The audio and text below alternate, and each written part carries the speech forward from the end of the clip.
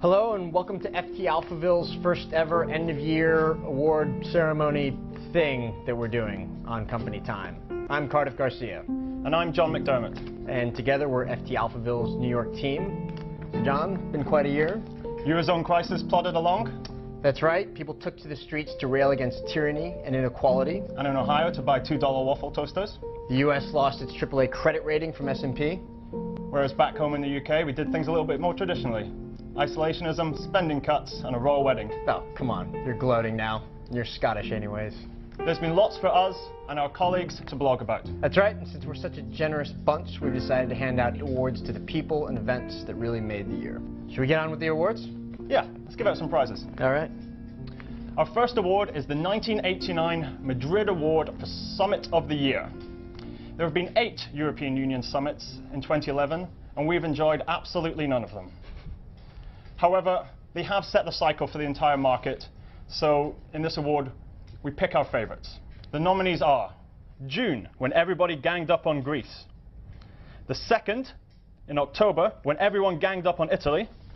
The 3rd, in December, when everyone just ganged up on each other, and then Britain left.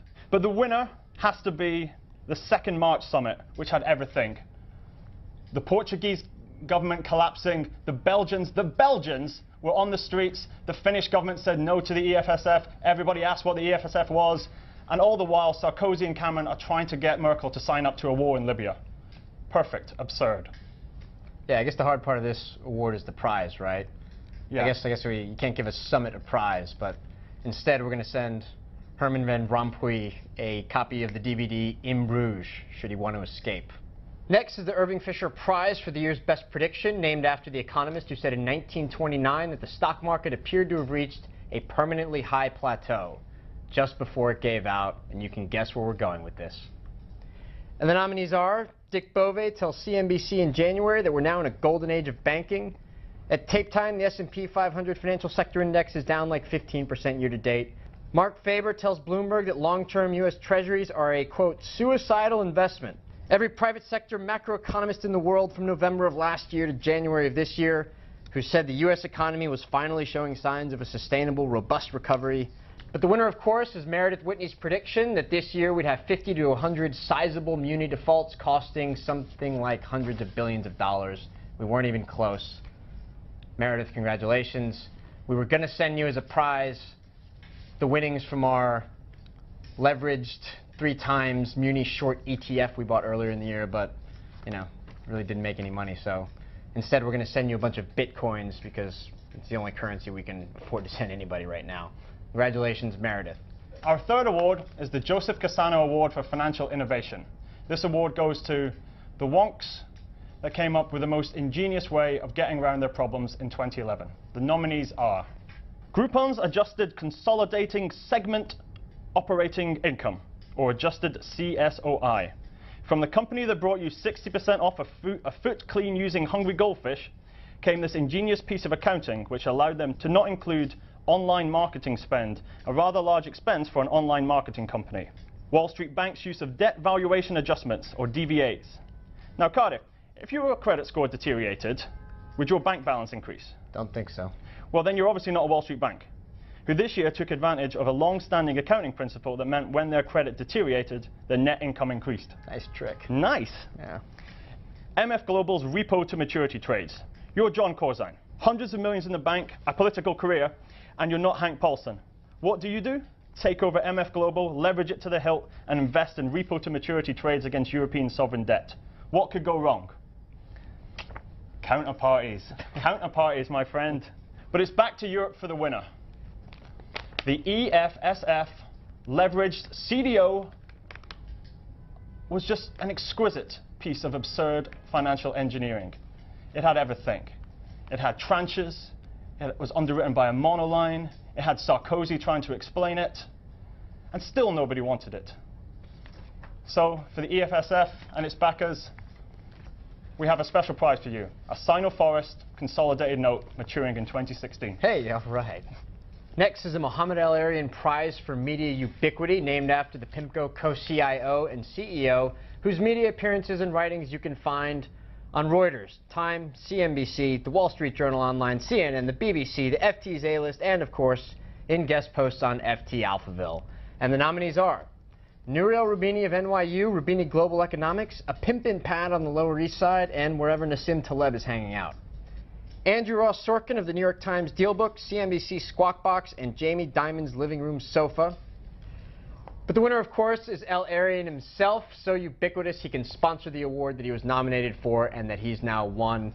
Congratulations, Mohammed. Your prize is that you get an invitation to submit a guest post to FT Alphaville telling us what you think about this award ceremony. Our fifth award is the S&P Award for Credit Rating Agency Folly, sponsored by S&P. Credit rating agencies tend to get a hard time. They normally just point out the things that are obvious to everybody and get paid for it. Seems like an easy and decent job for me. But this year, Standard & Poor's has outdone itself. So without further ado, here are the nominees for this award. First, Standard & Poor's for downgrading France's credit rating and then retracting the move due to a, quote, technical error, unquote. Second, Standard & Poor's for having its homework corrected by the US Treasury, of all people, and then going ahead and downgrading the sovereign anyway.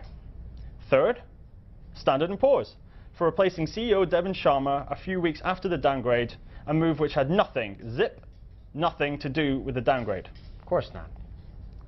But the winner is French philosophe and eminent blowhard Bernard-Henri Lévy, who took to the Daily Beast this week to pen a devastating critique of credit rating agencies.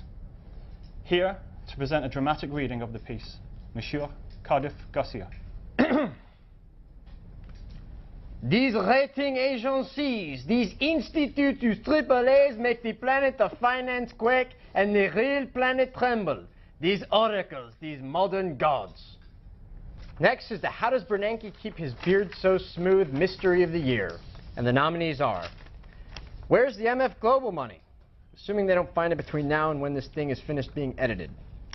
How much exposure to Europe do U.S. banks really have? And please don't cite us that nonsense from the FFIEC. Crap in, crap out.